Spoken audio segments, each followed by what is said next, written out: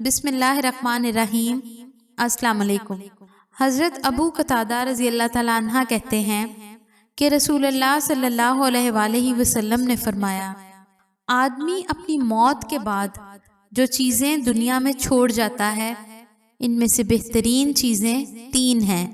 नेक और सालिहा औलाद जो इसके लिए दुआए खैर करती रहे, सदका जारिया जिससे नफ़ा जारी रहे, उसका सवाब उसे पहुंचता रहेगा, और ऐसा इल्म कि इसके बाद उस पर अमल किया जाता रहे।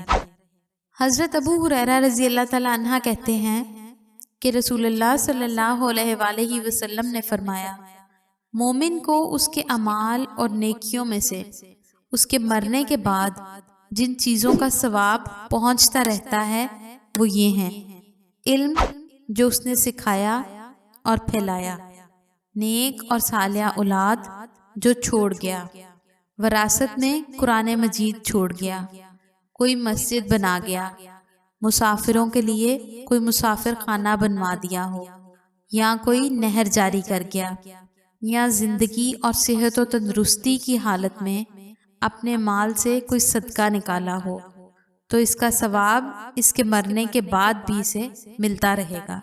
अल्लाह ताला उस शख्स को तरोताज़ा और शादाब रखे जिसने हमसे कोई हदीस सुनी, फिर इसे याद करके लोगों तक पहुंचा दिया। मज़ीद इस्लामी वीडियोस के लिए हमारे चैनल को ज़रूर सब्सक्राइब करवाएं।